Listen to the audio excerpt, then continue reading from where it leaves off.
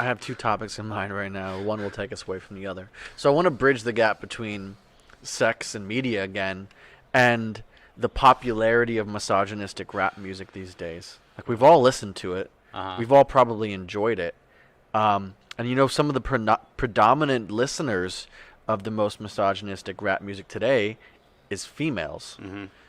So we're living in a society where any traditional male roles are like viewed as toxic masculinity and X, Y, and Z, but yet they're literally listening to music where you talk about fucking someone for money, things that under their definition would be considered rape anyway because they're on heavy drug use. Sure. And I just find that so interesting, and the idea that actual value in common male roles has been left to the wayside so much that now they're getting their male value out of like what is truly misogynistic music. There's no other way to describe it. It's openly misogynistic, and it's flaunted, and it's actually cool. Like, you make money off of it. You're becoming a millionaire talking about how you just basically mistreat people. Yes. This is why the slippery slope folks are always like, you watch, the feminists are going to end up with Muslim men.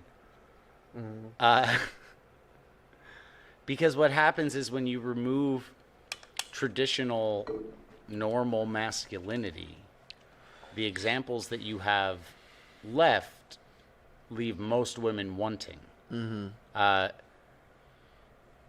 Sane women don't want weak men that are less intelligent and less successful and less capable than them, no matter how strong, intelligent, and capable and successful she is. A sane woman doesn't want a man who's got lower stations in life than her. But when you remove a little boy's creativity all through school, right? You remove personal relationships from him through virtual relationships. You remove intimate female contact through virtual intimate female contact through porn and everything else. And then you tell him that if he gets angry and raises his voice about something, that he's being toxic. What you have left is a weasel and not a man. And women aren't attracted to weasels. They don't fuck weasels. There's a disturbing number of them fucking dogs these days, but they don't fuck weasels. Zoophilia is very popular. They don't fuck weasels. And so when what they're left with is weasels on one end of the spectrum, and then the actual toxic, hyper-masculine, no consideration, sociopathic behavior of the misogynist rapper or the even moderate Muslim man, that's appealing. Because their day-to-day lives are so starved for masculinity. And considering how many of us were raised in single-parent households, and that single parent was more often than not a single mother, when you factor in that a woman raised in a single-parent household spent next to none of her time around something that could be a male role model. Because when she went to school, she had 95% female teachers and blah, blah, blah, blah, blah, right? And then all the men that she saw on media were the butt of their family's jokes. Every TV dad is the butt of the whole family's joke all the time, no matter what. Even though he's the reason the roof's over their head and their lights are on, he's the butt of the joke. So the modern woman is given a picture of the modern man in a lot of cases that's already horrifying.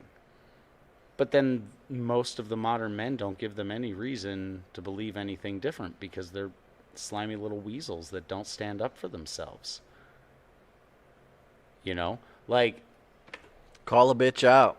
But this whole women being the ones that are listening to this misogynistic rap, that's because women are the least confrontational. And so there's 8 loud ladies in the corner yelling about all this stuff, right?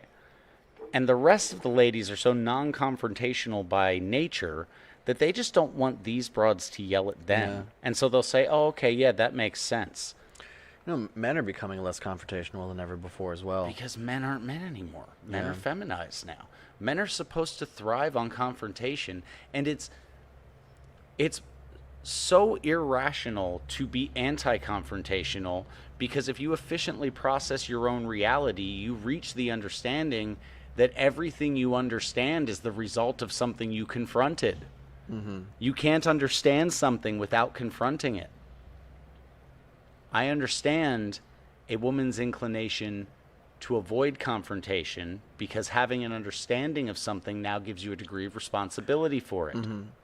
I get that, but men are supposed to welcome that responsibility. So what are the ends of these means? Clearly, we're being manipulated.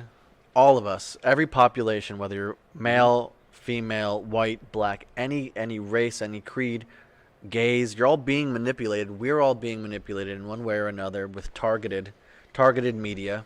Mm-hmm. So what are the ends to these means? What is their actual end goal? And who the fuck is they? That is the idea to keep just status quo going. That if people are if there's enough distraction within people's personal lives, they won't want to actually change the system that's in place. Right. Well, I don't care to imagine that I know what the end is for people who would partake in this sort of thing. How I view these situations is an affirmation of things that I know to exist, but until a certain point in time didn't have a way to put words to, right? So like the Tavistock Institute, to me, is the embodiment of the idea, if we can think it, we better hope someone with a budget didn't. Mm-hmm.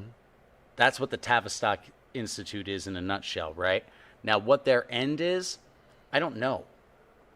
I don't know, and I can't claim to know, because I'm not on their Council of 300 or any of those things that you hear all these internet We have a folks bird coming talking in. about. I think we got an avian guest. Yeah.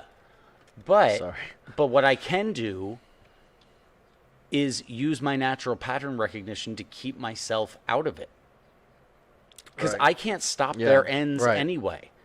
Whatever they are, I can't Sure. stop them. I can Sure. just choose whether or not to acknowledge that their machine exists, and then choose whether or not to fuel it. Yeah, we're sort of living in a nice virtual sandbox for people who have the means and the will to manipulate the population in general. yeah. You Yeah. know, like, it's great. These niggas playing The Sims on us. Yeah, exactly. Yeah. And that's how we act as well. We act like we're Sims, where we're not making decisions for ourselves. And then what's so insidious about it is that people believe their ideas and thoughts are their own, when even relatively enlightened individuals, as we may be ourselves, likely many of our thoughts and actions are being manipulated in one form or another. There's nothing new under the sun. Mm-hmm.